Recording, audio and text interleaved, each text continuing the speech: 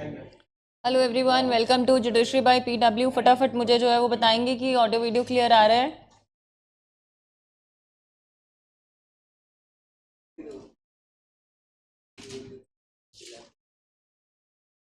Okay, good evening. Audio video clear है? पलक please बताओ।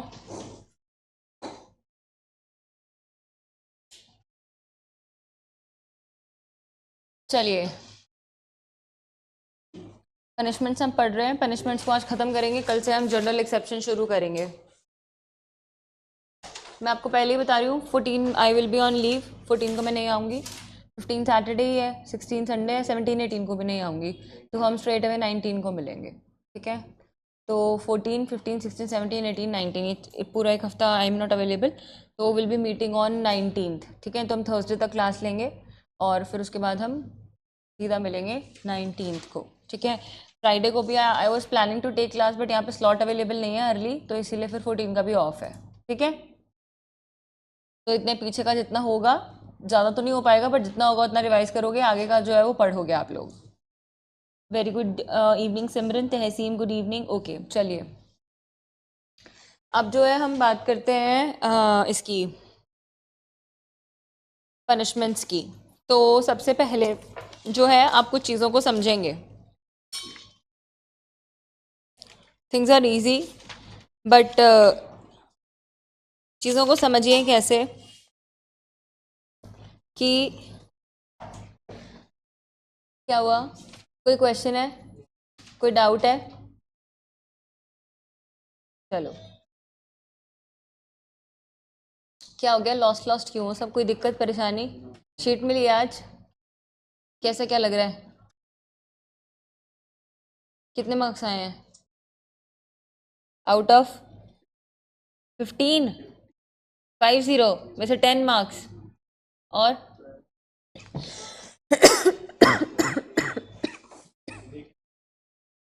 Vindhya,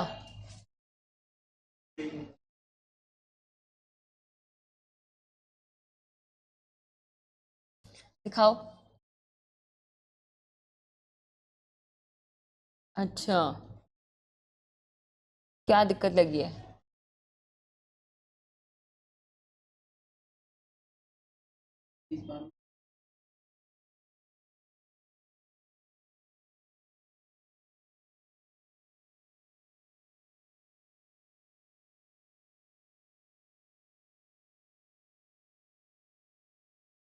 they don't give extra sheets here.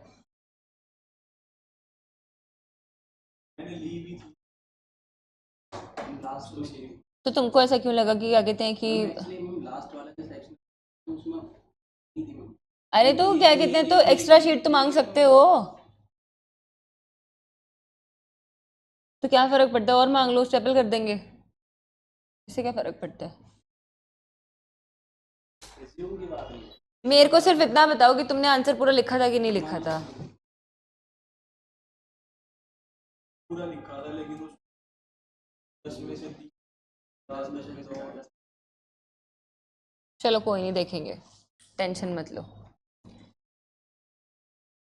इतना बुरा feel करने वाली कोई बात नहीं है, धीरे धीरे आ जाएंगे जब लिखना शुरू करोगे। दिखाना मुझे कि कहाँ प्रॉब्लम है, मार्किंग में प्रॉब्लम है कि आंसर राइटिंग में प्रॉब्लम है, ठीक है? चलो, सबसे पहले तो कुछ बातें करते हैं। हमने शुरू किया था chapter 2 punishment.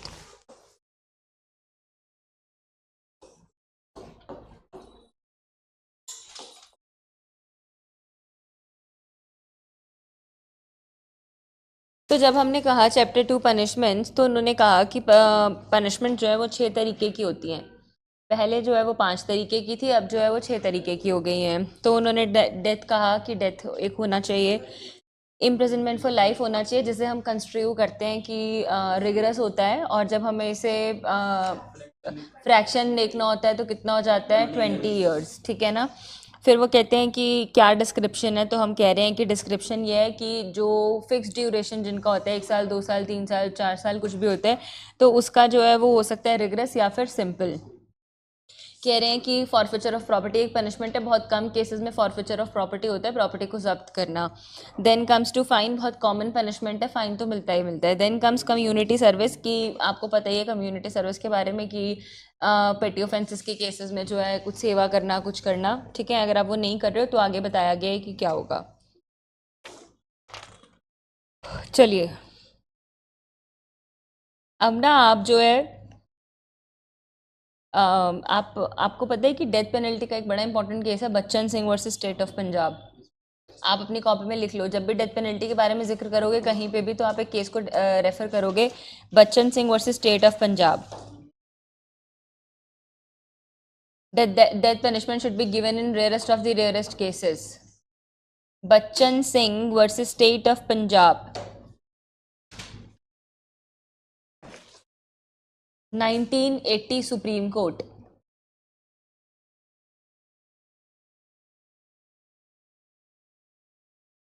Bachchan Singh versus state of Punjab 1980 supreme court. बताया गया that death sentence should be given in rarest of the rarest cases.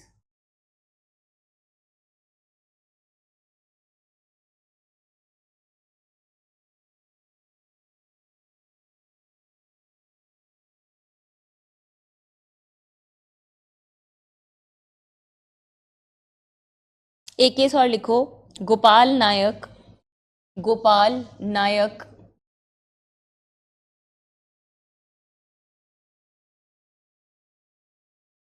Versus नहीं, गोपाल नायक Godse, GODSE Godse, Gopal Nayak Godse versus state, versus state,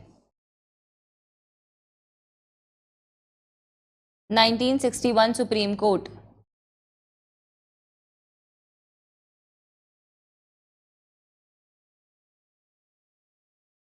Supreme Court. Write down, Supreme Court held that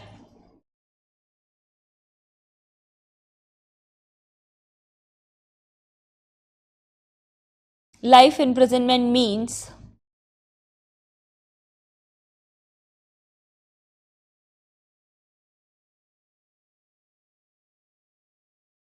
imprisonment that continues, means imprisonment that continues till the life of the convict, till the life of the convict। इसको भी लिख दिया करें जब कभी पूछा जाए।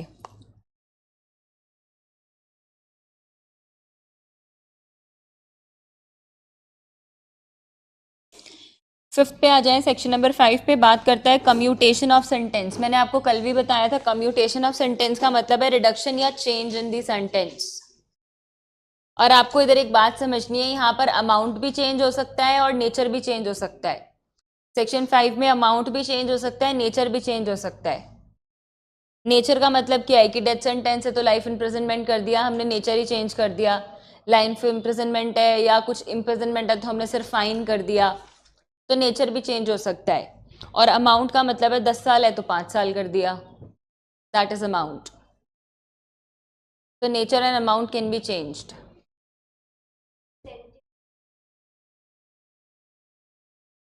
हाँ हाँ, इसमें कोई दिक्कत नहीं है। सेंटेंस से सज़ा देना, जेल में डाल देना, पनिशमेंट इसकी आप क्या दे रहे हो, लाइफ, डेथ, फाइन, ठीक है ना। चलिए, तो उन्होंने हमें कहा कि बिना कंसेंट के, ऑफेंडर की कंसेंट के कम्यूट किया जा सकता है, ठीक है। चलिए 6 पे आइए, fractions of terms of punishment. कुछ बताने की ज़रूरत नहीं है, लाइफ इम्प्रिजनमेंट की बात कर रहे हैं 20 साल। 7 पे आ जाओ, सज़ा जो है वो खाली रिगरस भी हो सकती है, खाली सिंपल भी हो सकती है, रिगरस और सिंपल भी हो सकती है। और एक कौन से सिनेरियो में है जब आपको सिर्फ क्या मिला हो, इम्प्रिजनमेंट मिला हो, ठीक है। अब 8 पे आ जाओ। 8 बात करते हैं कि कब जब आप फाइन जो है वो पे नहीं करते हैं तो जो है क्या होगा। तो वो सबसे पहले कह रहे हैं कि फाइन जो है वो लगाया जा सकता है बट वो अनलिमिटेड होना चाहिए, अनलिमिटेड हो सकता है पर एक्सेसिव नहीं हो सकता। 3 मिलियन, 2 मिलियन, 4 मिलियन, 1 करोड़, मतलब इस तरह से 50 लाख, कितना भी हो सकता है, ठीक है ना, कितना भी हो सकता है, 1 लाख, 2 लाख, 3 लाख, 10 रुपए, 50 रुपए, कितना भी, बट वो जो है एक्सेस अनलिमिटेड हो सकता है पर एक्सेसिव नहीं होगा, तो केस टू केस जो है वो डिफर करेगा। टू कहते हैं in case of, in every case of offence punishable with imprisonment and fine. पहले बात करें अगर इम्प्रिजनमेंट एंड फाइन है और जहां पर offender is sentence to a fine whether with or without imprisonment, कह रहे हैं इम्प्रिजनमेंट एंड फाइन है या किसी केस में फाइन दिया है या इम्प्रिजनमेंट और फाइन है, या तो इम्प्रिजनमेंट दिया है या फाइन दिया है, ठीक है, या फिर सिर्फ फाइन ओनली है, तो क्या कह रहे हैं वो, it shall be competent to the court with sentence such offender to direct by the sentence in default of payment of fine imprisonment for a certain term shall be in excess this कह रहे हैं कि उसको जो है ना मतलब कि पनिशमेंट इम्प्रिजनमेंट मिलेगी अगर आपने फाइन नहीं दिया है। इस बात को कंटिन्यू नीचे कर रहे हैं, कह रहे हैं कि अगर आपने जो है वो डिफ़ॉल्ट किया है, ठीक है ना, और ये सिर्फ कौन सा सिनेरियो है, ये सिर्फ वो सिनेरियो है जहां पर आपको क्या मिला है, इम्प्रिजनमेंट मिला है, ठीक है, वो आपको कह रहे हैं the term for which the court directs the offender to be imprisonment in default of payment of fine shall not exceed. अब ना देखो ये वो वाला सिनेरियो है जहाँ पे आपको इम्प्रिजनमेंट एंड फाइन था, तो इम्प्रिजनमेंट आपको जितने टाइम की मिली उतने टाइम के तो काम चल गया, बट अब फाइन जो है उसका क्या करेंगे हम, तो हम कह रहे हैं कि फाइन का जो डिफॉल्ट होता है ना तो उसके लिए इम्प्रिजनमेंट देते हैं। वो कह रहे हैं कि आपको कितनी इम्प्रिजनमेंट देनी है, जो कि मैक्सिमम सेंटेंस है उसका 1/4, ठीक है ना, मैक्सिमम सेंटेंस का 1/4। अब आप आगे आ जाओ, कहते हैं कि उसकी बात कह रहे हैं imprisonment of the court default fine community service may be of any description. अब वो कह रहे हैं कि अगर फाइन लगा था या सिर्फ कम्युनिटी सर्विस था तो वो आपको पनिशमेंट कितने भी डिस्क्रिप्शन, कैसे भी डिस्क्रिप्शन की दे सकते हैं, सिंपल या रिग्रेस। चलिए फिफ्थ हम पढ़ चुके हैं कि वो यहाँ पर बात कर रहे हैं कि अगर आपको पनिश किया गया है फाइन या कम्युनिटी सर्विस के साथ और क्या कहते हैं आपने जो है वो काम नहीं किया है तो सिंपल होगा, बट उसके बाद वो आगे आपको कह रहे हैं कि अगर आपका फाइन इतना है तो कब कब चलेगा, तो हमने बताया 241, ठीक है ना, 5,000, 10,000 और फिर 10,000 से ज़्यादा, ठीक है।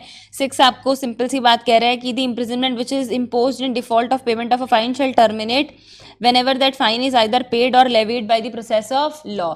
अगर फाइन पे कर दोगे या फिर जो है वो क्या कहते हैं कि आपसे उन्होंने वसूल कर लिया है तो उसी दिन आपका जो है वो क्या खत्म हो जाएगा, इम्प्रिजनमेंट खत्म हो जाएगा, ठीक है, जो भी आपको default of payment of fine में मिला था। कह रहे हैं if before the expiration of the term of imprisonment fixed in default of payment such a proportion of the fine to be paid और levied that the imprisonment suffered in default of payment is not less than the proportional to the part of the fine still unpaid the imprisonment shall terminate। अब ना इसका ना ये आपको B clause जो है ना तब समझ में आएगा जब आप इलस्ट्रेशन पढ़ोगे, वो आपको और कुछ नहीं कह रहे, वो आपको एक सिंपल सी बात कह रहे हैं कि कब हम कितने टाइम में आपकी पनिशमेंट को जो है वो ख़त्म मानेंगे कि अगर आपने आधा पैसा पे कर दिया और आपकी पनिशमेंट बची हुई है तो कब जो है वो आपको जो है रिलीज़ कर दिया जाएगा, बस वो इतनी सी बात कह रहे हैं। अब ना इसके एग्जाम्पल को बहुत ध्यान से समझो। A is sentence to a fine of 1,000 rupees, A को जो है वो क्या हुआ, 1,000 रुपए का फाइन इम्पोज हुआ और 4 महीने की इम्प्रिजनमेंट हुई इन डिफॉल्ट ऑफ पेमेंट। मतलब कि क्या हुआ कि उसको 1,000 रुपए का जो वो है हुआ था और उसको जो है क्या करना था, उसको डिफॉल्ट भी कितने मंथ की मिली थी, 4 महीने की। If 750 rupees of the fine be paid and levied before the expiration of 1 month, total कितने मंथ की मिली थी, ध्यान से देखो,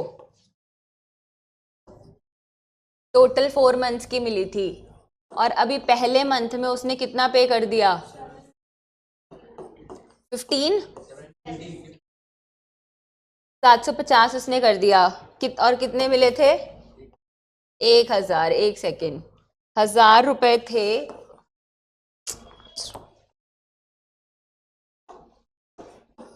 1,000 रुपए थे जिसमें से उसने पहले मंथ में 750 पे कर दिया, कितना बचा, 250। तो अब मुझे बताओ कि उसको जो है कितने महीने और जेल में रहना पड़ेगा। देखो अब वो आपको कह रहे हैं कि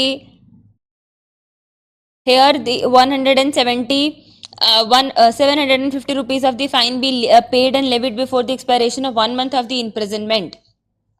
A will be discharged as soon as the first month has expired। तो जैसे ही पहला महीना जो है वो क्या होगा, एक्सपायर होगा तो आपको जो है वो क्या कर देना है, उसको रिलीज कर देना है. इफ 750 रुपीज बी पेड और लीवीड at the time of expiration of the first month or at any later while A continues in the imprisonment, A will be immediately discharged. If 500 rupees of the fine be paid or levied before the expiration of 2 months of the imprisonment, 500 रुपये पे किए आपने 2 महीने खत्म होने से पहले, A will be discharge as soon as the 2 months का प्रोपोर्शनल देख रहे हैं ना, समझ गए मेरी बात को. If 500 be levied at the time of the expiration of those 2 months any later while A continues, A will be immediately discharge. तो आपको बी क्लॉज कुछ नहीं कह रहा, सिर्फ प्रोपोर्शनल के बारे में बात कह रहा है और कुछ नहीं कह रहा है. इसका मैं आपको कोई और एग्जाम्पल नहीं दे सकती. ठीक है, चलिए अब जो है आप आगे आइए, 7th को पढ़िए. Read subsection 7. Hurry up. मैं आपसे पूछूंगी, आप मुझे समझाएंगे सबसेक्शन 7 क्या बोल रहा है. हरी अप, टेल मी.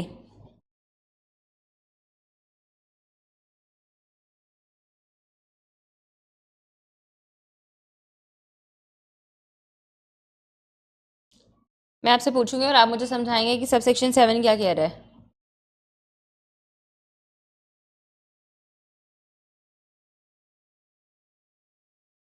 बहुत बार वार्निंग मिल चुकी है, शांति से बैठ के पढ़ लो तो तुम्हारे लिए भी बेटर होगा और सबके लिए बेटर होगा.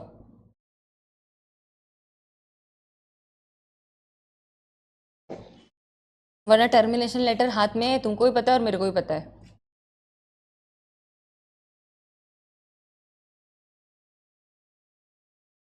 अब ना मेरे को कोई शर्म नहीं है, मैं पूरी क्लास के बीच में ना, you don't know me, stop making expressions and study. Class में आए हो बिना बेयर एक्ट के. Where is your bare act. क्या करने आए हो क्लास में.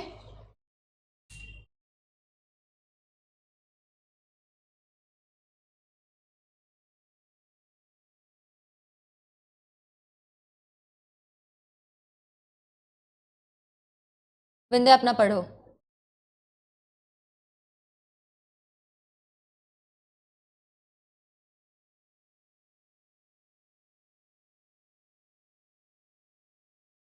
क्या कह रहा है subsection 7.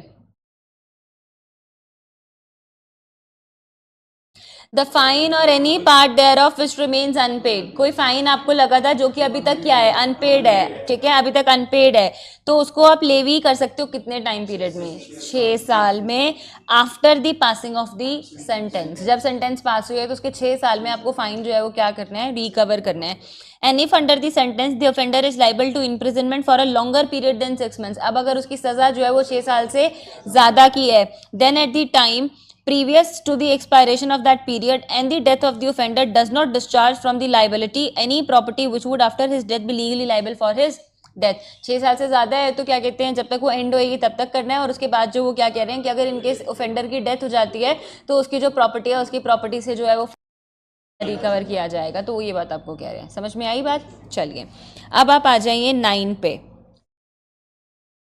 Come to section number 9. Section number 9 is a simple story, limit of punishment of offense made up of several offenses. Read it, क्योंकि मैंने आपको बोला था कि आप घर से रीड कर कर आएंगे. Limit of punishment of offense made up of several offenses. कहते हैं where anything which is an offense made up of parts, जहां पर कोई चीज ऑफेंस मानी गई है और जिसे जो है वो पार्ट में हुई है, जो कि पार्ट में हुई है. ठीक है ना, वो आपको बोल रहे हैं any of which parts is itself an offence the offender shall not be punished with the punishment of more than one of such offences unless it is to be expressly provided. याद है उस दिन एक बच्चा आया था, मैंने कहा 1 थप्पड़ मारा चाहे 10 थप्पड़ मारे, मारा तो ऑफेंस तो एक ही माना जाएगा. तो बस हम कह रहे हैं कि उसी के लिए लाइबल होगा अनटिल अनलेस उस बात के लिए लिखा ना हो कि 10 थप्पड़ मारने की 10 पनिशमेंट मिलेंगी. ठीक है, तो ये बात तो ये कह रहा है. अब जो है आगे आइए, where anything is an offense falling with, are you facing any problem, so what's wrong with you.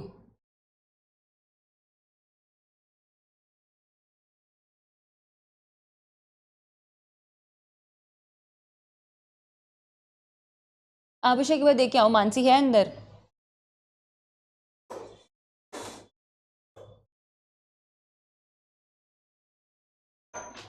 Read कीजिए आप 9 की इलस्ट्रेशन भी।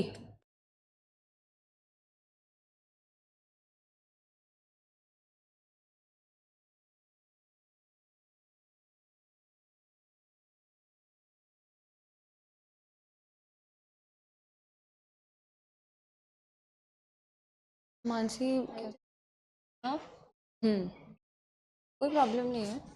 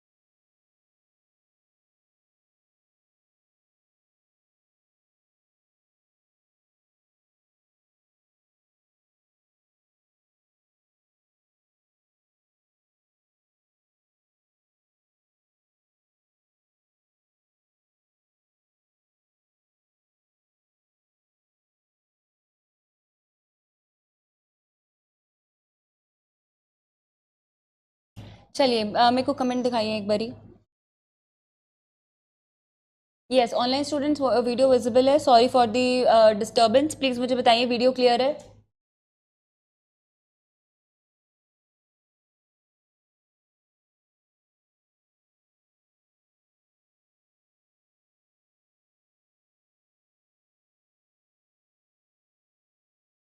एक बार सिमरन या अंकिता प्लीज़ मुझे मैसेज करिए। क्या आप मेरी आवाज़ सुन पा रहे हैं? वीडियो क्लियर है? ओके। सारा ना क्या कहते हैं, रिदम टूट जाता है पढ़ाने का। क्या कहते हैं पता है, it's really really difficult for a faculty. मैं यहाँ खड़ी हूँ ना, तो आप लोग हिलते भी हो ना, तो मुझे वो चीज़ दिखती है। आप लोग हिल भी रहे हो तो मुझे ऐसा लगता है कि अरे किसी को कोई अनकंफर्टेबल ना हो रहा हो, कुछ दिक्कत ना हो रही हो। It's really difficult for a faculty to stand here and to teach. और उसमें फिर बीच में कोई कोई कुछ कुछ कुछ कुछ कुछ कुछ, और इतनी बार हो चुका है ना अब तो। चलो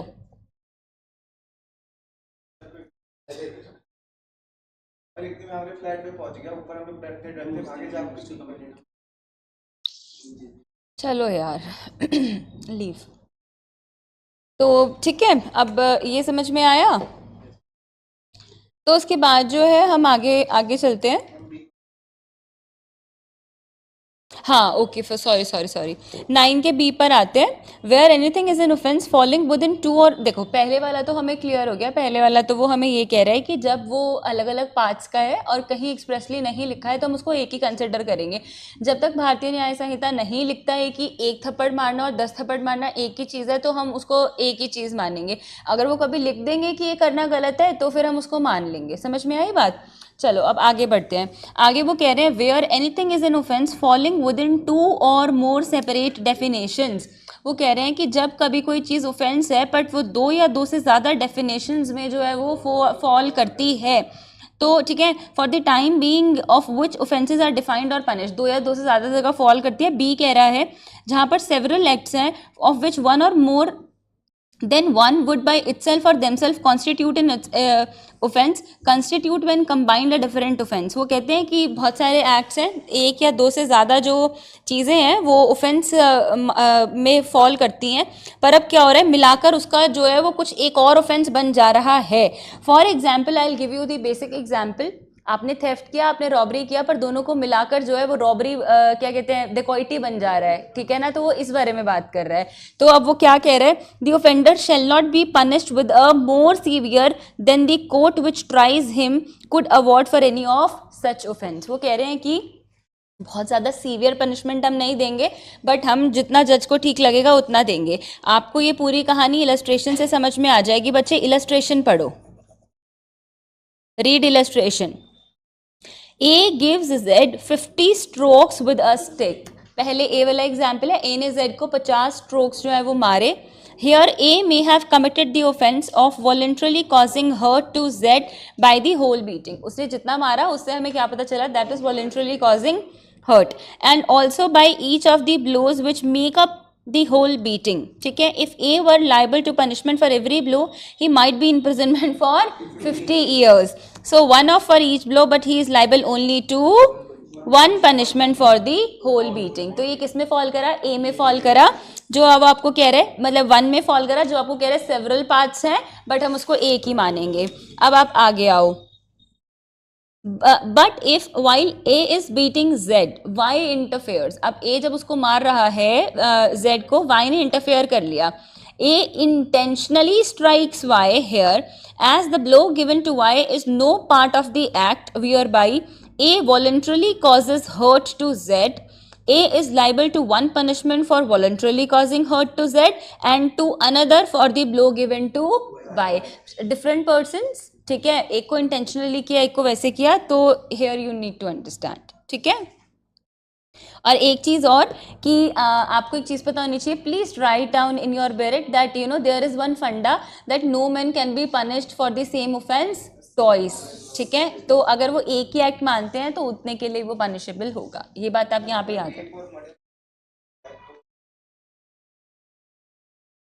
सी देखो, मैं आपको बताती हूँ कि आपको आगे धीरे धीरे जाके पता चलेगा कि ऑब्वियसली देखो मर्डर हो गया है पर आपने रेप भी किया है, तो आप ऐसा तो है नहीं कि रेप की पनिशमेंट 10 साल है और मर्डर की पनिशमेंट भी 10 साल है तो आपको 20 साल के लिए दे देंगे, कि मतलब उतने साल के लिए दे देंगे। वो जज जो है वो पूरा का पूरा जो है कैलकुलेट करके आपको देता है कि let's suppose he has given you imprisonment for life, तो अब कॉमन ही तो सेंटेंस आएगा ना, ये तो है नहीं कि एक रेप के लिए भी इम्प्रिजनमेंट फॉर लाइफ दे रहा है, तो अरे मरोगे तो एक ही बार ना जीवन में, तो कैसे हो जाएगा। तो this is the scenario you need to understand.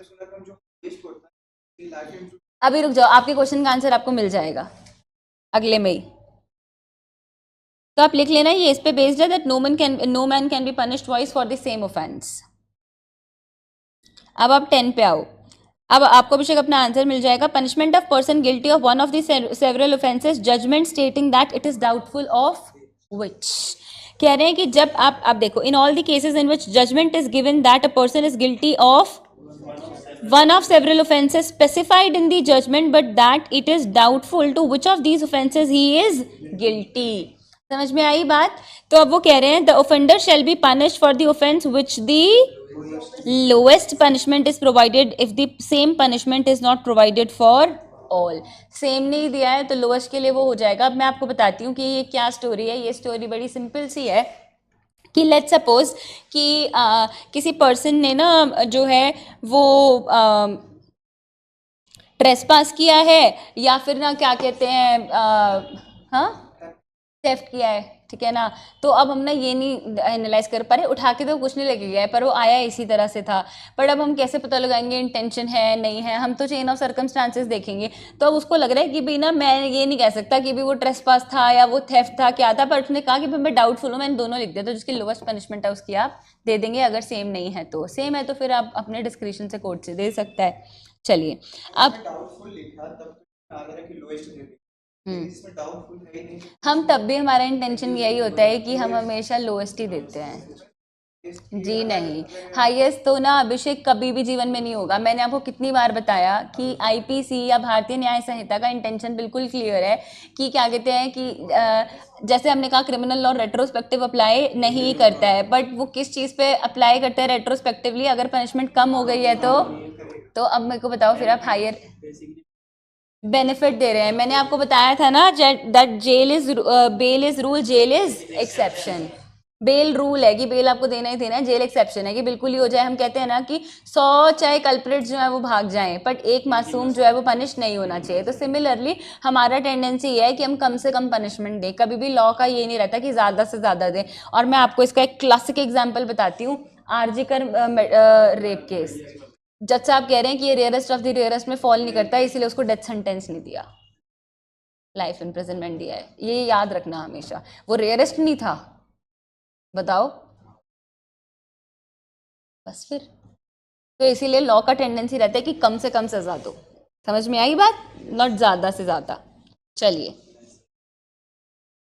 आगे आइए, अब आइए सॉलिटरी कन्फाइनमेंट पे। सॉलिटरी कन्फाइनमेंट का ना जो है उसमें से हमेशा क्वेश्चन आता है हर स्टेट में।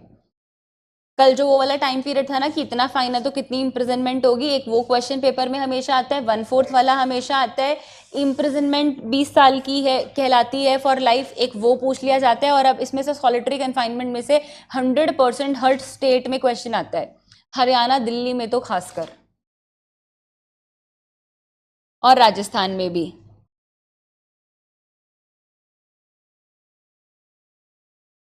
आप इसको वन टाइम अपने लेवल पे रीड करो, फिर मैं आपको समझाऊंगी। रीड इट वंस, फटाफट इसको रीड करो। सिर्फ 11 ही रीड करोगे, 12 रीड करोगे तो कंफ्यूज हो जाओगे, सिर्फ 11 रीड करेंगे आप।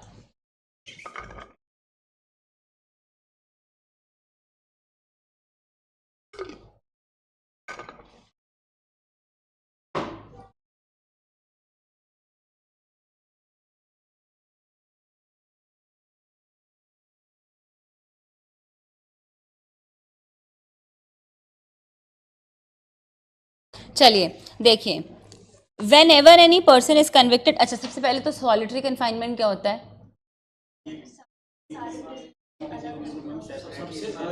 सबसे अलग किसी ऐसी जगह में बंद कर देना कि जहाँ पे कोई भी ना हो, ठीक है ना। जैसे हम कहते हैं ना, काला पानी की सजा दे दी। आजकल तो लोग अंडमान निकोबार घूमने भी जाने लगे बहुत, तो क्या कहते हैं, तो अब जो है काला पानी की सजा दे दी कि बिना आपको ऐसी जगह डाल दिया, ऐसी जगह रख दिया है कि आप किसी से कांटेक्ट ही नहीं कर सकते हो। पागल हो जाएगा भाई आदमी, पूरा टाइम आइसोलेशन में रख देना, अंधेरा बिल्कुल, धूप निकले तो बस चांद ना आए, समथिंग लाइक दैट, ठीक है ना। जैसे आपने देखा है ना स्टोरीज में, कितनी मूवीज में ऐसा होता है कि आपको जेल में डाल देते हैं, ठीक है ना। चलो आओ, वो कहते हैं whenever any person is convicted of an offence for which under this Sanhita the court has power to sentence him to rigorous imprisonment. Mark कर लो।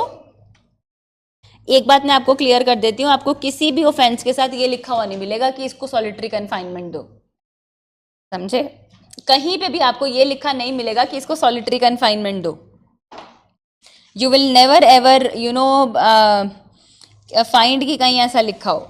तो कह रहे हैं कि जहां पर भी जब कभी भी रिगरस इम्प्रिजनमेंट कोर्ट देता है, the court may by its sentence order that the offender shall be kept in solitary confinement for any portion or portions of the imprisonment to which he is sentenced not exceeding 3 months in the whole।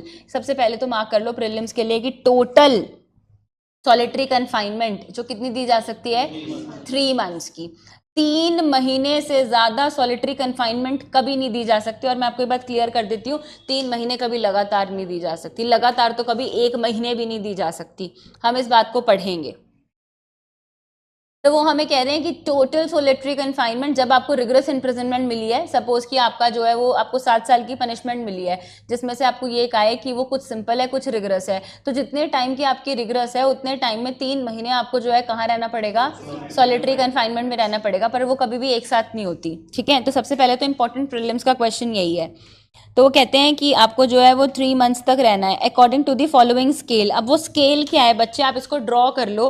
What is this scale, कि आप सबसे पहले देखो, देखो वो कह रहे हैं, आप मेरी बात को समझना, सॉलिटरी कन्फाइनमेंट जो है वो टोटल कितनी मिल सकती है, 3 मंथ्स।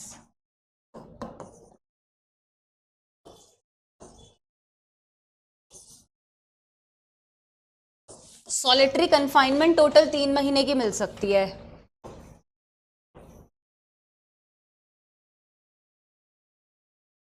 पर बेटा रिगरस इम्प्रिजनमेंट तो कितनी भी हो सकती है ना, क्योंकि हमें क्या पता कि वो कितने टाइम के लिए दे रहे हैं।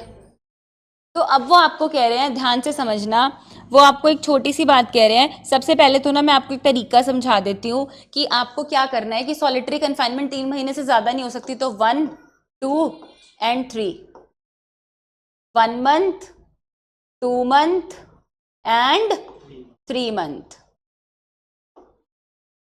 अब वो आपको कह रहे हैं किसी a time not exceeding 1 month if the term of imprisonment shell not exceed 6 months.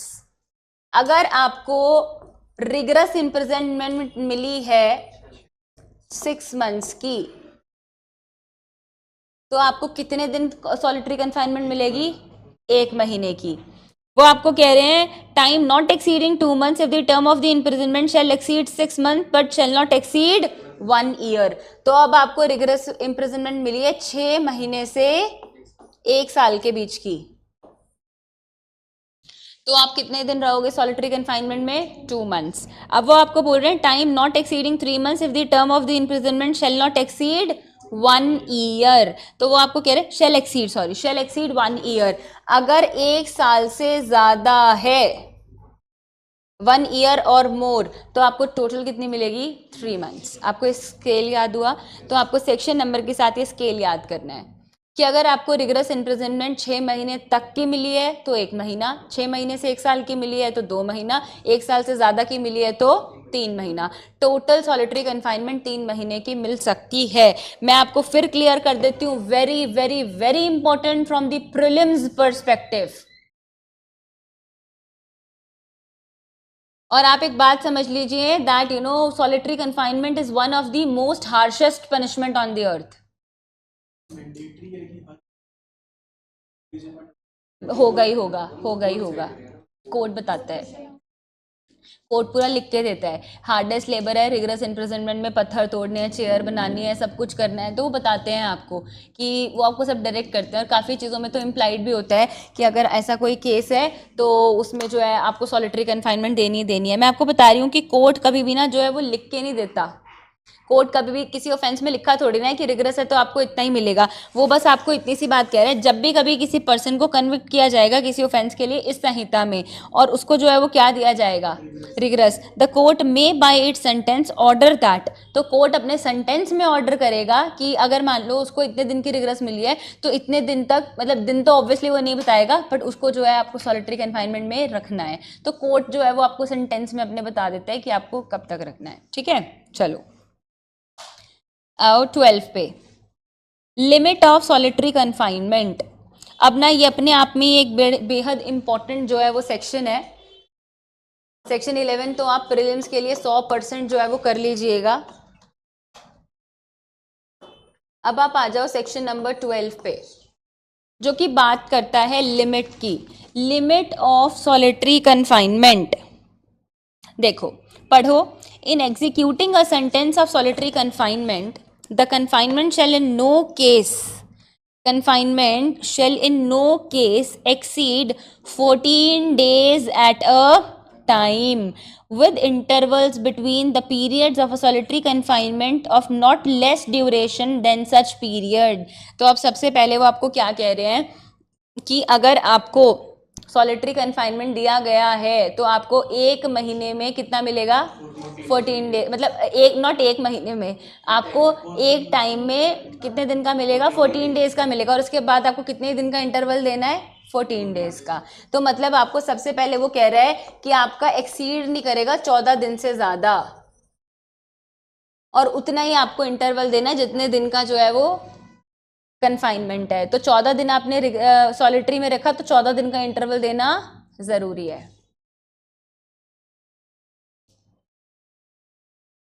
अब देखो कह रहे हैं and when the imprisonment awarded shall exceed 3 months। अब वो क्या कह रहे हैं, जब रिगरस इम्प्रिजनमेंट 3 months से ज्यादा होगी तो। अब आप मुझे एक बात बताओ, पिछले वाले में क्या था? पिछले वाले में तो रिगरस इम्प्रिजनमेंट 3 months से ज्यादा में तो 1 महीना भी हो सकता है, 2 महीना भी हो सकता है, 3 महीना भी हो सकता है सॉलिटरी कन्फाइनमेंट। तो कह रहे हैं कि जब रिगरस इम्प्रिजनमेंट 3 महीने से ज्यादा होगी तब the solitary confinement shall not exceed 7 days in any month। अब इस बात को समझ लो, 7 days in any month।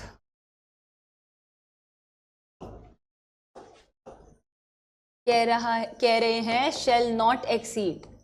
In total आप 14 दिन रख सकते हो, जो भी आपको मिला इन टोटल 14 दिन रख सकते हो, बट आपको कह रहे हैं कि अगर आपको 3 महीने से क्या मिली है?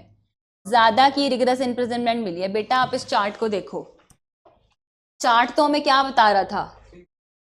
नॉट एक्सीड 6 months, ठीक है, पर यहाँ तो हमें क्या बता रहा है? 3 महीने से ज़्यादा, तो बेटा 3 महीने से ज़्यादा तो तीनों क्राइटेरिया आ गए, 3 महीने से ज़्यादा तीनों क्राइटेरिया आ गए।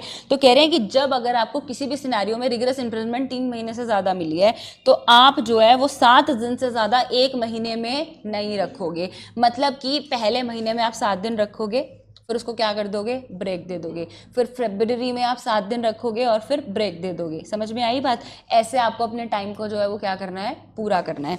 अब आपको क्या कह रहे हैं, which intervals between the periods of the solitary confinement not less duration than such period. हर महीने में 7 दिन रखोगे। और कुल मिला के मैं आपको एक बात बता देती हूँ, इसकी स्टोरी क्या होती है कि आपको जो है ना ऐसे नहीं करना होता कि बिना, जैसे आपने लेट सपोज के बीच के 7 दिन रख दिए तो महीने के आखिर के 7 दिन जो है उसको आप क्या कर दोगे, रिलीव कर दोगे, फिर आप उसको सॉलिटरी में नहीं रखोगे, फिर आप अगले महीने के 7 दिन रखोगे और फिर उसको रिलीव कर दोगे।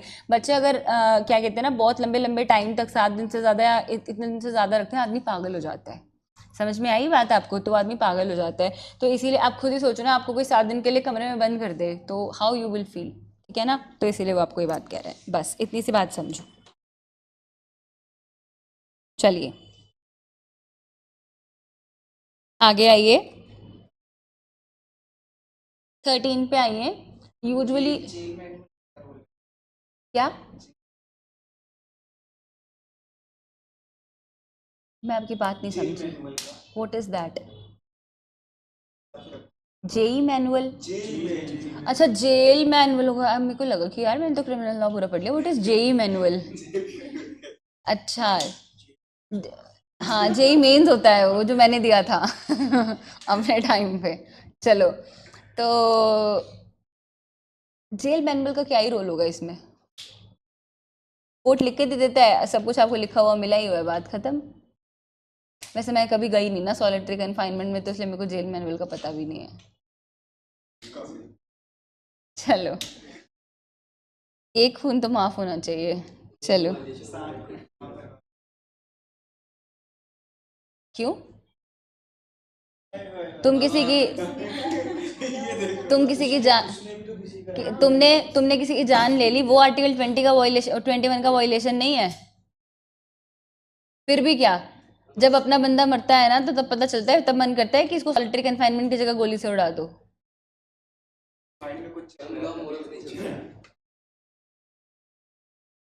बिल्कुल नहीं चलता, तब मॉरल्स पे नहीं चलता, तभी तो हम उसको हवा पानी से वंचित रख रहे हैं। चलो, वैसे एक बात बताऊं, अब ये बहुत कम हो गया है। क्या कहते हैं, सिर्फ नाम मात्र के लिए, ऐसा होता नहीं है, ठीक है? ऐसा लिख देते हैं but it's not prevalent as such, ठीक है? कभी कभी जो है वो हम सुनते हैं कि ऐसा हुआ, बट आजकल jails are not like jail. अब इट्स नॉट सेफ इवन। मैं आपको बताऊं, अभी ना आप छोटे हो तो आपको जो है ना क्या कहते हैं ना, जेल्स की ना मतलब कि हार्श रियलिटी नहीं पता। जेल की हार्श रियलिटी बहुत अलग है। मतलब ना, आई डोंट रिमेम्बर क्या कहते हैं, मैं आपको एक सीरीज़ रिकमेंड करूँगी। I think criminal justice is one such series, या एक और थी शायद। तो उसमें ना उन्होंने बहुत बहुत जो है ना मतलब कि पास से ना ग्राउंड रियलिटी दिखाई है। और अभी आप छोटे हो तो मुझे नहीं पता कि मुझे आपको ये चीज़ें बतानी चाहिए कि नहीं बतानी चाहिए, बट ना जेल्स की अंदर की सिचुएशन बहुत ख़राब है। क्या कहते हैं ना, आपने सुना है कि लोग जो हैं जेल के अंदर सुसाइड कर लेते हैं, they you know do like this, क्योंकि ना जेल्स में ना रह के मैक्सिमम लोगों को ना एड्स और ना ये सब होने लगा है। तो क्यों? क्योंकि ना जेल में ना वो कहते हैं ना, जो दिखाते हैं कि एक तरफ जो है वो गैंग चलता है, सब कुछ इस तरह से। तो सर्वाइवल इज़ रियली डिफ़िकल्ट, बहुत डिफ़िकल्ट है सर्वाइवल। अगर आप उसका पार्ट बन गए हो तो क्या कहते हैं, कहने को रिफॉर्मेशन है बट रिफॉर्मेशन नहीं होता है, ठीक है ना? It's really tough. और अब ये मत कहो कि मैम ये नेता चला गया, नेता या कोई और जितने भी हाई प्रोफाइल लोग जाते हैं उनका जो है वो प्रिजन का एक्सपीरियंस बिल्कुल अलग होता है, और जो कोई इस तरह का इंसान जाता है उसका एक्सपीरियंस बिल्कुल अलग होता है।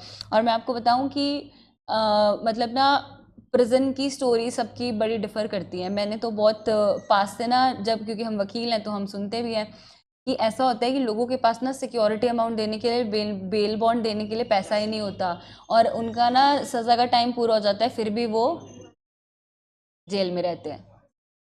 मेरे पास एक केस आया था मेरे हस्बैंड के पास, तो उन्होंने बताया कि एक पर्सन जो कि 7-8 साल से जेल में है, और मतलब उसकी पनिशमेंट जो है वो पूरी हो चुकी थी, जस्ट बिकॉज उसके घर वालों के पास बेल बॉन्ड के पैसे नहीं थे देने के लिए, कि भाई वो बाहर आ जाए, एक सिक्योरिटी अमाउंट देने के लिए था, तो जेल में ही है।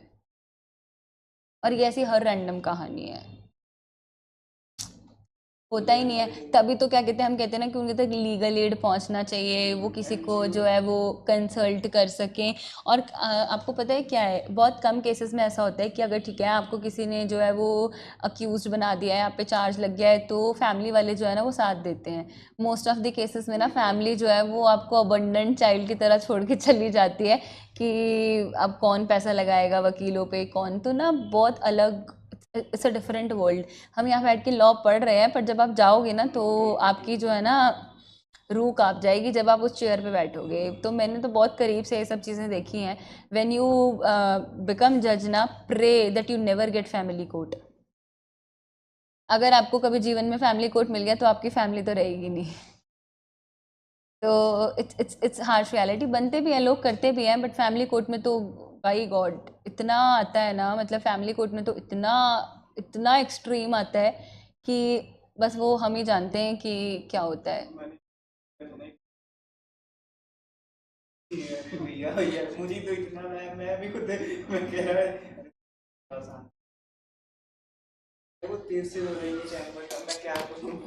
कुछ नहीं करो तो family court is really difficult, family court is really difficult. Family court में तो ना मतलब कि बहुत ही वियर्ड केस आते हैं, बहुत ही weird, you started doubting your own family members. और ना क्या कहते हैं, फैमिली कोर्ट तो बहुत ही अलग है, कि मतलब ना वो आपको पता है जब आप जज बनोगे ना, तो भगवान एक आपको, जब जज बनते हो तो भगवान एक आपको एक अलग से पावर दे देता है। आपको पता चल जाता है कि कोई रोके दिखा रहा है तो वो सच्चा है, कि वो जो रोके नहीं दिखा रहा है वो झूठा है। वो बहुत केसेस में ना, अभी पीछे एक मेरे पास फाइल आई हुई थी, तो देवर लाइक कि स्टोरी बड़ी इंटरेस्टिंग है। स्टोरी क्या थी मैं आपको बताती हूँ, कि हस्बैंड एंड वाइफ थे, एंड आपको लॉ से रिलेट करना है, कि आपको जब कभी जजमेंट राइटिंग आएगी तो आपको पता होना चाहिए व्हाट इज कॉसे सॉलिटरी कन्फाइनमेंट। अच्छा ठीक है वैष्णवी, सिर्फ 2 मिनट दो।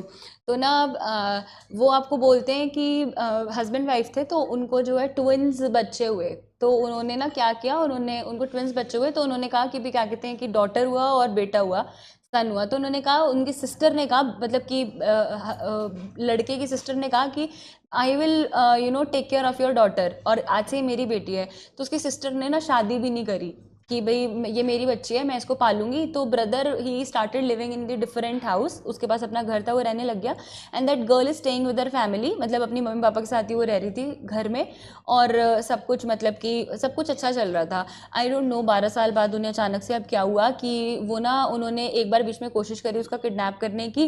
तो वो उसको ले गए, तो एफआईआर वगैरह लॉन्च हुई, पुलिस ने बच्चा उसको, लेडी को वापस कर दिया। उसके बाद फिर अचानक अभी थोड़े टाइम पहले भी ऐसा ऐसा हुआ कि वो उसको जो है ले गए, और बच्चे को फिर वो केस चला। वो जो लड़की है जिसको जो पाल रही थी उस लड़की को, तो वो मेरे पास आई कि ऐसे ऐसे केस है, ये मेरे से ज़बरदस्ती जो है कस्टडी ले रहे हैं, तो इस तरह से वस तरह से। तो हमने जो है फाइल करा, तो ना वो इस तरह से दिखा रहे हैं हमारी बच्ची है, वो बच्ची भी ये कह रही है कि भाई मुझे अपनी बुआ के साथ ही रहना है, बिकॉज वो उसकी बुआ ही होगी, कि मुझे उसी के साथ रहना है, मुझे अपने पेरेंट्स के साथ नहीं रहना है। तो थोड़े दिन जब तक कोर्ट का जो ऑर्डर आया, तब तक वो अपने पेरेंट्स के साथ रह रही थी, बट बचपन से वो अपनी बुआ को ही अपनी मदर बोलती है, तो उसको क्या पता कि क्या है।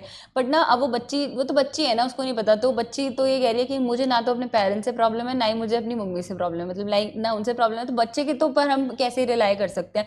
But the whole story is property, they don't want any custody, the whole scenario is property. कि वो जो बच्चे के नाम प्रॉपर्टी है ना, तो वो ना सारी की सारी उसके पास आ जाए, बिकॉज उस लेडी ने जो है वो जितना अर्न किया, तो उसने जो भी खरीदा उसने वो बच्चे के लिए खरीदा।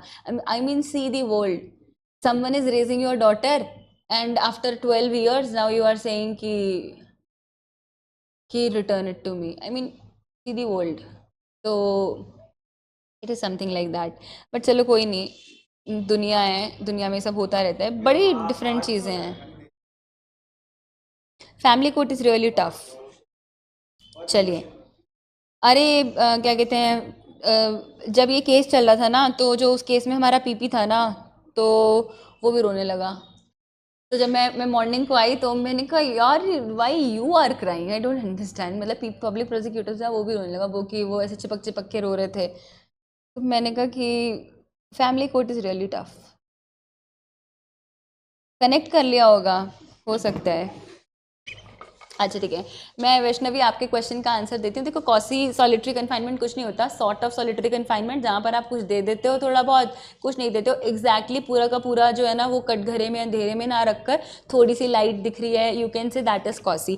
बट हम जो है ना उसको जो है ये भी कह सकते हैं कि यूजुअली ना कॉसी सॉलिटरी कन्फाइनमेंट यही होती है जो हर प्रिजनर को मिलती है, कि थोड़ा सा लोगों के साथ इंटरेक्ट करने का मौका दिया गया और कुछ थोड़ा सा फिर नहीं दिया गया। तो नॉट एग्जैक्टली वैष्णवी, बट थोड़ा थोड़ा जो है कभी आपको एग्जाम्प्ट कर दिया, कभी आपको फिर रख दिया, दैट इज कॉसी। बट हम जो है किसी एग्जाम में आया तो आप मुझे बताइए, वरना हम इस टर्म को बहुत ज़्यादा यूज़ नहीं करते डियर।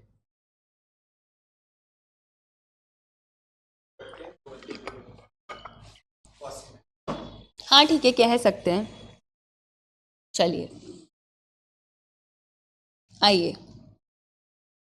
और ना क्या कहते हैं, एक्चुअली क्या होता है ना, ये जो कॉसी सॉलिटरी कन्फाइनमेंट के जो केसेस होते हैं ना कि जैसा कि मैं आपको बता रही हूँ कि इतने टाइम के लिए हुआ है, फॉर एग्जांपल किसी को जो है एक दिन में 24 घंटे होते हैं, वही जैसे आप कह रहे हो कि उसमें से ना कुछ घंटे जो है वो उसको क्या कर दिया, कुछ घंटे उसको जो है सॉलिटरी में रख दिया और कुछ घंटे जो है उसको फिर लोगों से मिलने दिया, ठीक है।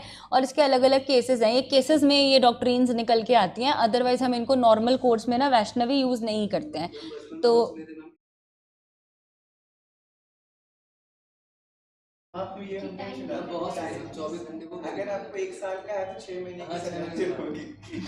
तो इसका कैसे नहीं नहीं नहीं, ऐसा कुछ नहीं है। चलो चलो चलो,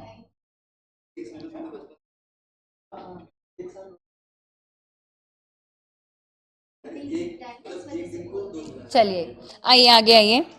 तो enhanced punishment for certain offences after previous conviction, simple सा है।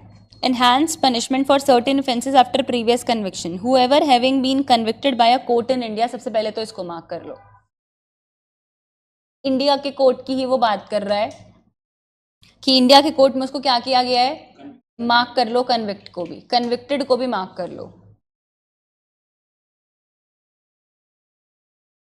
Of an offence punishable under chapter 10 बात करते हैं offences against coin and government stamp, और चैप्टर नंबर 17 जो कि बात करता है offences against property with imprisonment for either description of 3 years और अपवर्ड्स।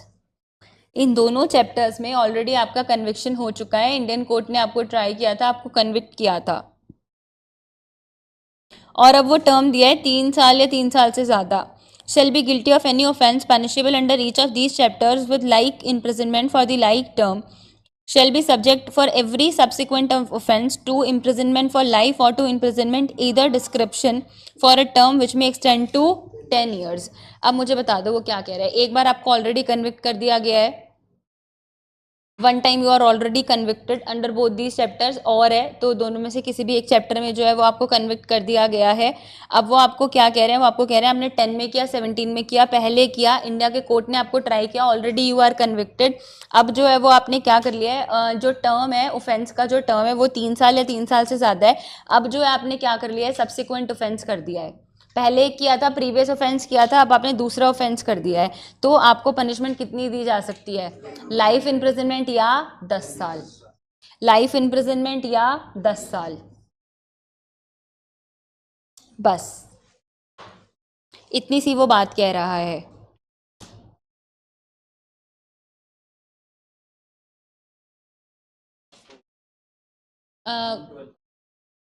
लिमिट देखो कुछ नहीं कह रहा वो आपको कह रहा है कि सॉलिटरी कन्फाइनमेंट का जो है वो एग्जीक्यूशन क्या होगा, वो कह रहे हैं कि आपका जो है वो 14 days से ज़्यादा एक बारी में जो है वो नहीं हो सकता, 14 दिन मैक्सिमम है जो आपको मिल सकता है, और उतने दिन का फिर आपको जो है वो इंटरवल देना है। बट वो आपको कह रहा है कि जब आपका इम्प्रिजनमेंट 3 महीने से ज़्यादा है, मतलब कि आपका अगर रिग्रेस इम्प्रिजनमेंट 3 महीने से ज़्यादा है, तो आपको जो है वो कैसे देना पड़ेगा, 7 days in a month। Technically देखा जाए तो वो आपको क्या कह रहा है, कि अगर आपको 3 महीने से ज्यादा कितनी भी रिगरस इम्प्रिजनमेंट मिली है तो पनिशमेंट कितनी थी, 1 मंथ, 2 मंथ, 3 मंथ्स, तो कितनी भी हो हर महीने में कितने दिन, बस इन टोटल में कितना नहीं जाना चाहिए, 14। बेसिकली एक मंथ। देखो मैं आपको बताती हूँ कि कैसे हो सकता है। वो आपको नीचे कह रहा है कि आपका जो है solitary confinement shall not exceed 7 days in any 1 month of the whole imprisonment awarded. आपको टोटल जितनी अवॉर्ड हुई है तो उसमें से आपकी जो है वो क्या नहीं हो सकती, ये मिनिमम है ना सर, ये मिनिमम है। हाँ इस बात को समझो, 7 days एक महीने में, तो वो बिल्कुल ठीक कह रहे हैं कि वो कम है और वो मैक्सिमम है। अब आप मेरे को एक चीज़ बताओ, हाँ लगातार नहीं होना चाहिए। और वो आपको क्या कह रहे हैं, देखो बड़ी सिंपल सी कहानी है। कहानी ये है कि अगर आपने लेट सपोज कि 3 महीने से ज़्यादा, तो 1 महीना, 2 महीना, 3 महीना, कितना भी हो सकता है, ठीक है। लेट सपोज कि आपको जो है ना वो मिला है 1 महीने का, ठीक है। तो वो आपको कह रहा है कि 1 महीने में आप कितने दिन नहीं रख सकते, 7 दिन से ज़्यादा नहीं रख सकते। और वो आपको एक बात कह रहा है, इन टोटल में एक बारी में कितने दिन से ज़्यादा नहीं हो सकता, 14 days से ज़्यादा नहीं हो सकता, और उतना ही आपको इंटरवल देना है। तो बस अब आप मेरे को एक चीज़ बताओ, यहाँ पे कैसे चलेगा कि आप चाहो तो 14 दिन को एक साथ दे सकते हो, पर पहले आप 7 दिन का दोगे, फिर 7 दिन का इंटरवल दोगे, और फिर 7 दिन का दोगे। समझ में आ गई बात। और ऐसे जो है टाइम ड्यूरेशन जो है वो क्या हो जाएगा, 7 days के बाद।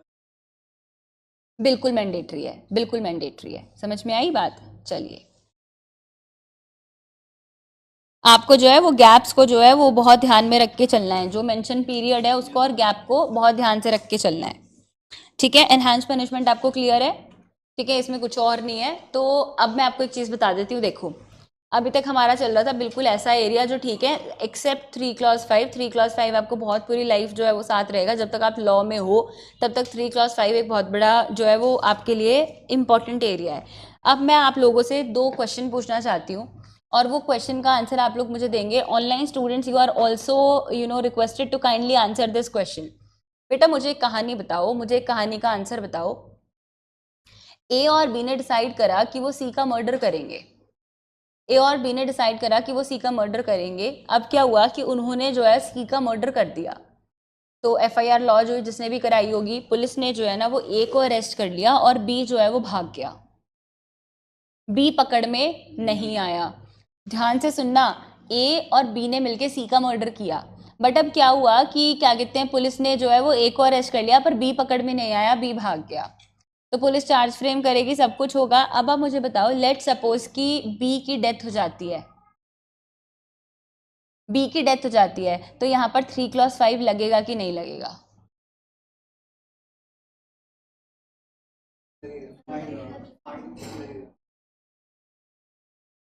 क्या फाइन? What is fine? तुम अभिषेक, क्या? हाँ, एक सेकंड रुक जाओ, एक सेकंड रुक जाओ। क्या मैंने क्या क्वेश्चन पूछा है?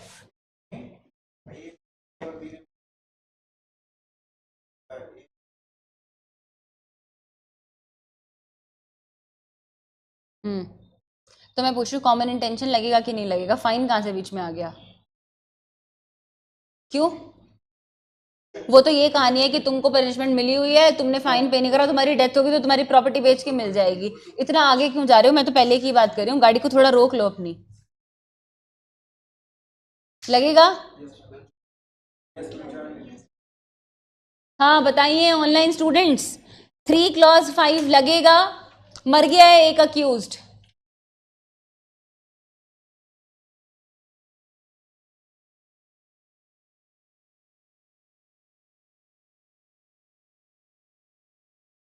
और बताइए पलक के अलावा।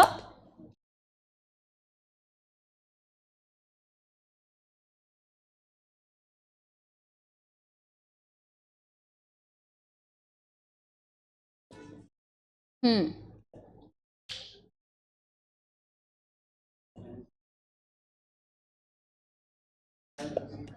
बिल्कुल बिल्कुल बिल्कुल लगेगा। अब एक सवाल का जवाब और दो।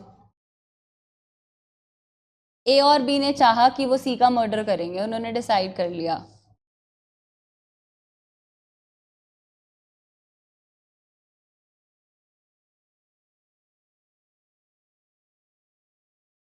Change the question. ए और बी ने सी का मर्डर कर दिया। चाहा वहा मुझे नहीं पता, मुझे कैसे पता चाहा कि नहीं चाहा। ए और बी ने सी का मर्डर कर दिया। पुलिस ने ए को अरेस्ट कर लिया। बी जो है वो भाग गया, नहीं पकड़ में आया। बी की डेथ हो गई। ए का ट्रायल चल रहा था। ए का एक्विटल हो गया। 3 clause 5 लगेगा कि नहीं लगेगा? ये क्या हो गया मैम? एक्विटल से एक्विटल से तो कुछ नहीं होता ना।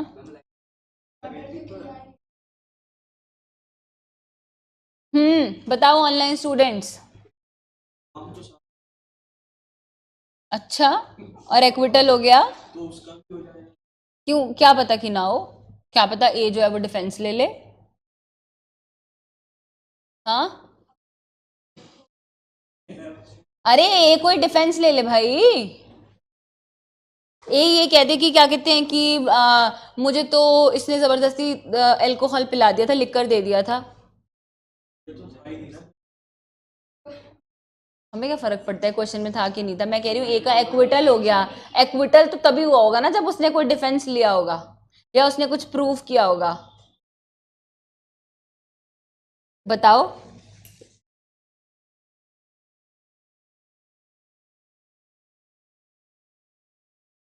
हाँ जी बताइए वैष्णवी, टेल मी।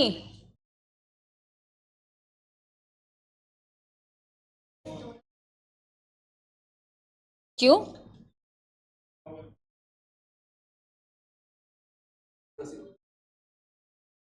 बताओ, सोचो थोड़ा, दिमाग दिमाग पे जोर डालो, हमेशा चीजें इतनी आसान थोड़ी ना होंगी। तो आपको कोई लिख के देगा कि कॉमन इंटेंशन है पेपर में? आपको कोई पेपर में लिख के देगा है अनामिका कि कॉमन इंटेंशन है? मतलब हद ही हो गई है।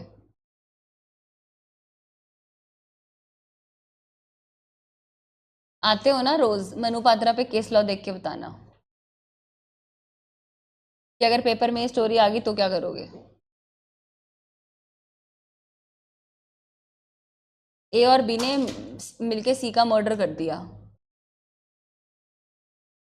ए और बी ने सी का मर्डर कर दिया। आयुष ने मेरा वर्ड पकड़ लिया, मिलके छोड़ो।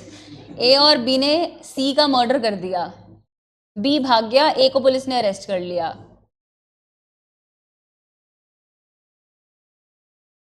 ये देखो तहसीम अलग लेके आया है, नहीं लगेगा मैम क्योंकि दो ही हैं, पर्सन है, दो ही पर्सन है। दो ही पर्सन तो होने चाहिए, टू और मोर। अरे यार, टू और मोर ही तो होने चाहिए, दो भी हो सकते हैं, दो से ज्यादा भी हो सकते हैं। उसने मोर देख ली। ओ गॉड।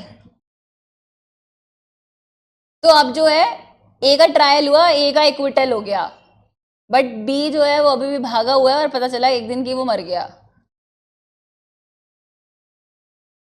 तो क्या ही करोगे लगा के, ऐसा बोल रहे हो? चलो सोच लेना, बताना कि क्या होगा। और बी ने मर्डर किया लेकिन साथ में नहीं, आपने कहा मैं मैंने कहा मिलके नहीं, तो मैं तो कह ही रही हूँ ना कि मैं तो कह ही नहीं रही मिलके किया बिना मिलके किया, मैं तो कह रही हूँ ए और बी ने मर्डर किया, मिलके किया नहीं किया वो तो तुम देखो।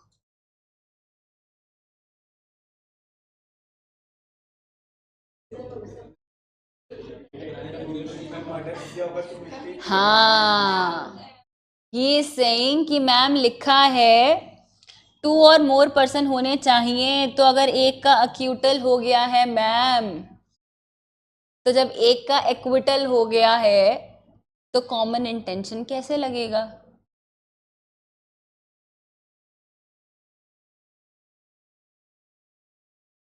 समझ में नहीं आया?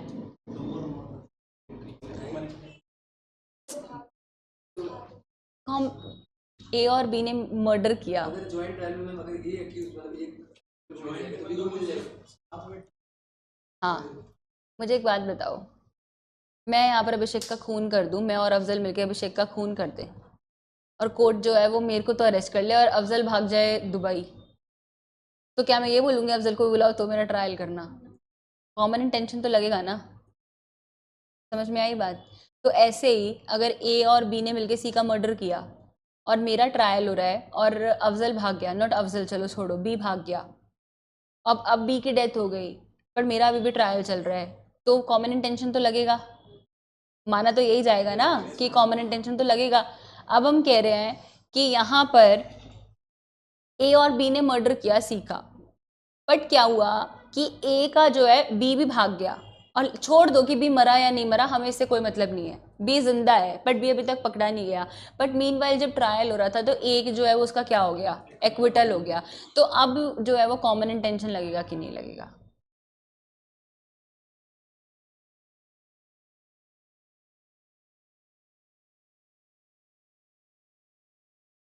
तो बच्चा तो एक ही ना। एक्ट तो साथ में किया।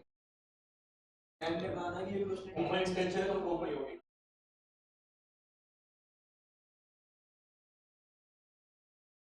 आई बात कुछ समझ में? और अगर नहीं समझ में आई तो कल से डिफेंसेस पढ़ेंगे तो फिर समझ में आ जाएगी।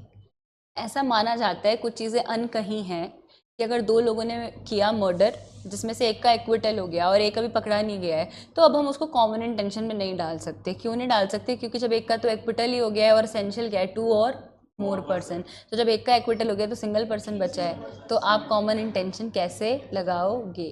समझ में आ गई बात? एट द टाइम तो होगा मैम। वैष्णवी देखो, जब हम फ्रेम करते हैं तो हम बट ऑब्वियसली लगाते ही हैं, बट अब हम जो है क्वेश्चन मार्क यही है कि आपको क्वेश्चन में दिया हुआ है, आपको, आप लेट सपोज वैष्णवी आप ये सोच के चलो कि ए बी ने मर्डर किया सी का, और ना अब जो है आपको जजमेंट राइटिंग आया है और वो आपको कह रहे हैं कि ए का जो है वो एक्विटल हो गया बट बी अभी भी जो है वो भगोड़ा ही है, प्रोक्लेम डिफेंडर ही है। तो जब वो पकड़ा जाएगा तो आप उस पर कॉमन इंटेंशन लगाओगे कि नहीं लगाओगे? तो आप क्या बताओगे कि कॉमन इंटेंशन नहीं लगाएंगे क्योंकि दो पर्सन थे जिसमें से एक का एक्विटल हो गया है। हमें क्या मतलब है कि किस डिफेंस पे एक्विटल हुआ है?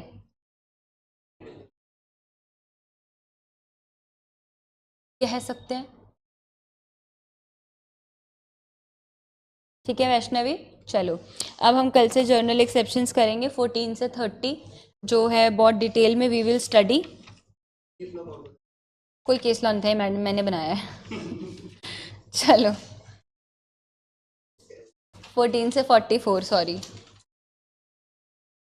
तो कल हम 14 से 44 करेंगे जर्नल एक्सेप्शंस। मुश्किल है कि जर्नल एक्सेप्शन जो है वो थर्सडे तक ख़त्म हो पाए, तो इट्स रियली डिफ़िकल्ट कि हम उसको ख़त्म करें, बट जितना हमारा हो पाएगा हम करेंगे। ठीक है, तो आप कल इसको रीड करके आइएगा अच्छे से कि इसमें क्या क्या फॉल करता है। और यहाँ तक अगर किसी को कोई डाउट है तो मुझे बताओ, यहाँ तक किसी को कोई डाउट है तो मुझे बताओ, वरना कॉपी निकालो और लिखना शुरू करो थोड़ा सा अटेम्प्ट के बारे में।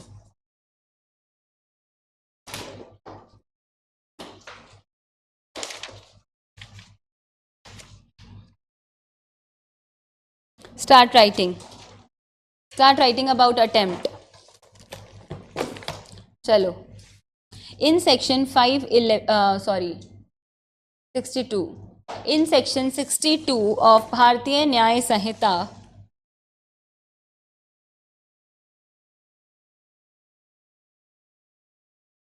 in section 62 of भारतीय न्याय संहिता, a criminal attempt to commit an offence। एक चीज़ मैं बता रही हूँ कि जिसने कल की क्लास नहीं ली थी वो कल की क्लास ले लो, कल की क्लास बिना पढ़े जो है वो 3 क्लॉज 5 समझ में नहीं आएगा, तो कल की क्लास अब अपनी ले लीजिएगा please. Right down, in section 511 in section 62, sorry, in section 62 of भारतीय न्याय संहिता, a criminal attempt to commit an offence, a criminal attempt to commit an offence has been defined as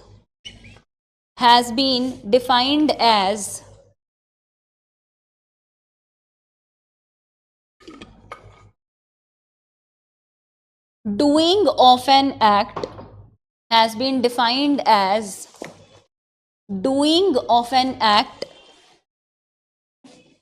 towards the commission of the offence, towards the commission of the offense while attempting to commit the offense, while attempting to commit the offense, comma, the words used are, comma, the words used are, inverted comma में डालिए, whoever attempts to commit an offense, the words are whoever attempts to commit an offense and को inverted में नहीं डालना, inverted comma close कर लो offence पे,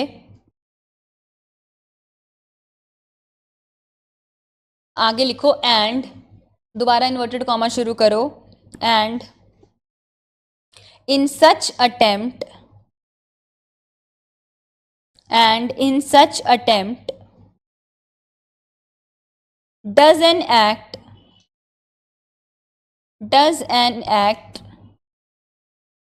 towards the commission of an offense, does an act towards the commission of an offense.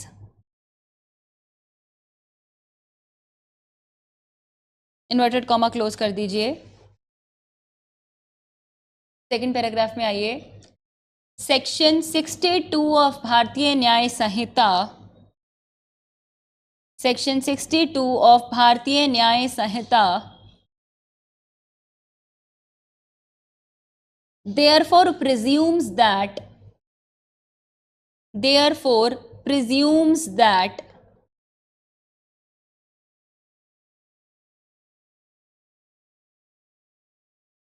the accused was already in the stage of attempt, that the accused was already in the stage of attempt, and while being in the stage of attempt, and while being in the stage of attempt,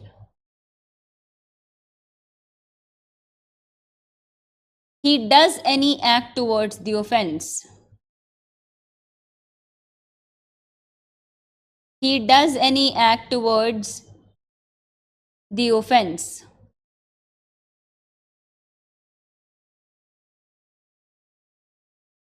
Write down section 62 or any other section. Section 62 or any other section does not define the term attempt. Section 62 or any other section does not define the term attempt. Full stop. In fact, it is not possible to define attempt. In fact, it is not possible to define attempt.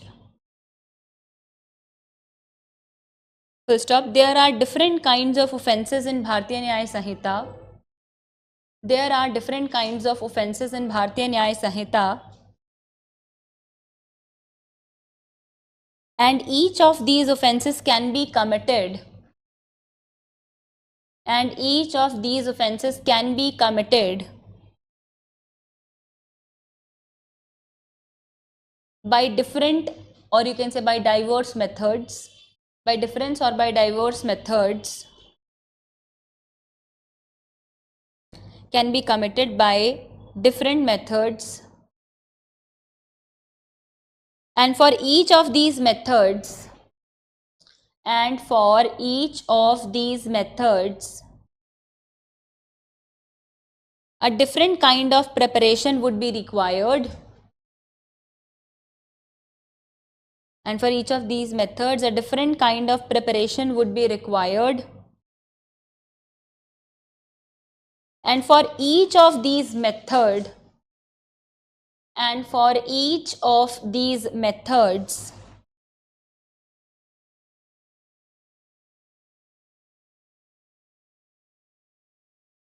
a different stage will be there. A different stage will be there When preparation is complete, different stage will be there. Stage will be there. When preparation is complete,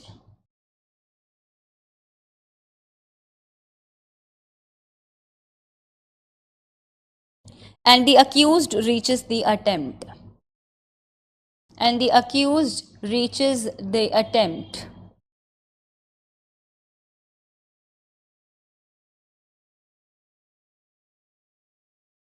Write down.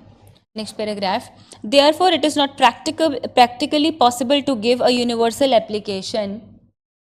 Therefore, it is not practically possible to give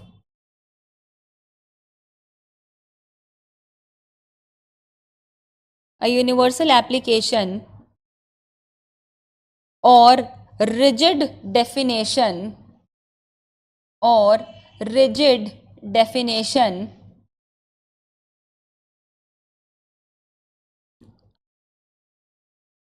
of attempt. Rigid definition of attempt. Write down. The only thing that can be said is that the only thing that can be said is that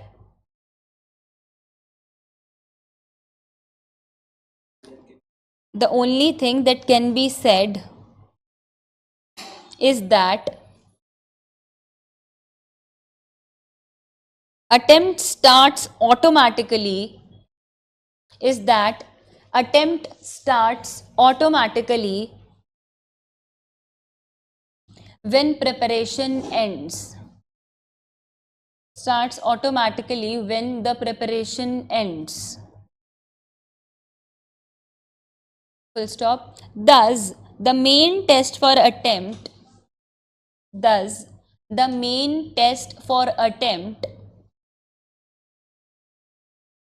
is to see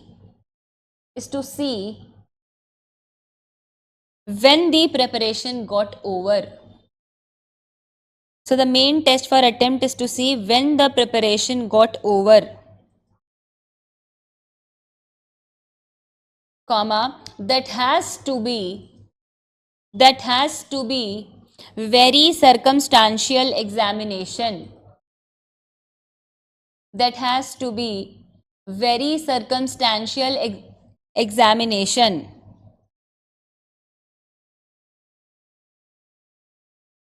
Full stop. The test will be that of a reasonable person. The test will be that of a reasonable person. And it has to be seen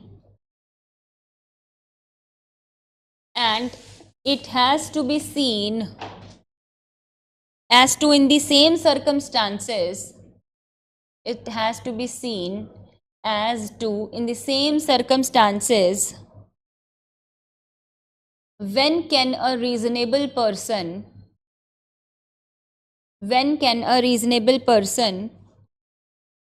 be said to have satisfied himself? When can a reasonable person be said to have satisfied himself? Be said to have satisfied himself that he has created the platform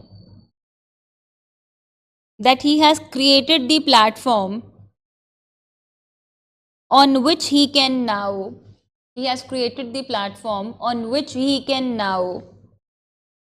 commit the offense.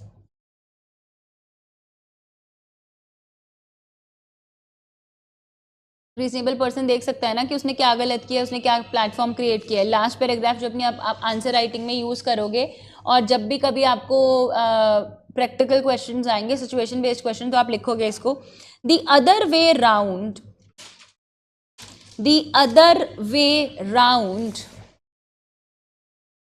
is to look at the issue. The other way round is to look at the issue, that is to see the last act that is to see the last act which the accused did, last act which the accused did in the case, accused did in the case, and from that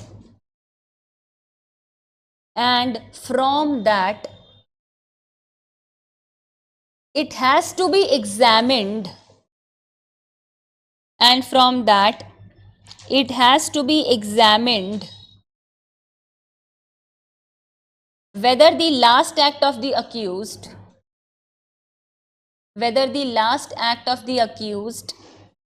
number one, first point, last act of the accused, number one, manifested his intention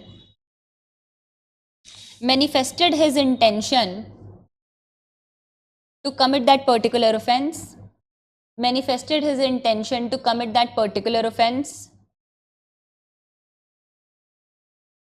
and second point, whether that act was such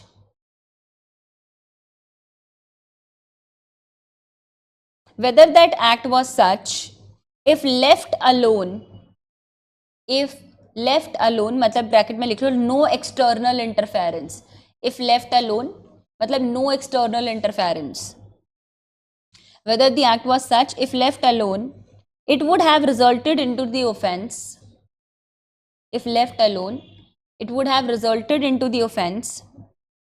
that is, if there had not been any external intervention,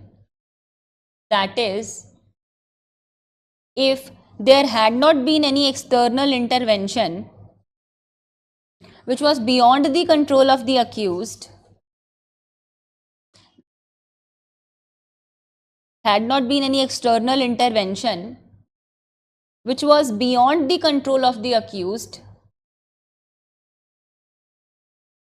which was beyond the control of the accused, then the offense would have been the natural consequence.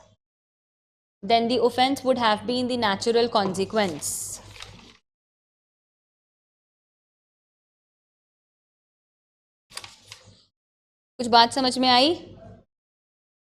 Clear हुई कुछ चीज? वो आपको क्या कह रहा है? वो आपको कह रहा है कि अगर मान लो आपको पता लगाना है कि अटेम्प्ट जो है वो कब पनिशेबल है और किस केस में अटेम्प्ट माना जाएगा, तो आप देखो जैसे प्रिपरेशन खत्म हुआ अटेम्प्ट हो गया, आप देखोगे कि एक रीजनेबल पर्सन क्या काम कर रहा है, क्या उसको आप अटेम्प्ट मारोगे कि नहीं मानोगे। उसके बाद कह रहे हैं कि चलो आप रीजनेबल पर्सन को भी छोड़ दो, आप इस बात पे आ जाओ कि अगर रीजनेबल पर्सन के अलावा अगर मान लो कोई पर्सन जो कोई काम कर रहा है तो उसकी जो है वो क्या इंटेंशन है, What is the intention of that person?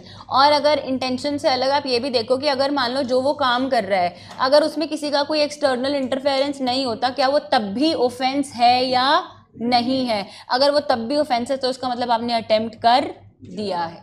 बस इतनी सी वो बात कह रहा है। आई होप अब आपको दिक्कत नहीं आएगी एनालाइज करने में कि कब प्रिपरेशन अटेम्प्ट है या नहीं है, कि कब पनिशेबल है या नहीं है। क्लियर? तो आप इसको आंसर राइटिंग में यूज कर सकते हो। कल हम बहुत इंपॉर्टेंट एरिया शुरू करेंगे, जर्नल एक्सेप्शंस। ठीक है, टेक केयर।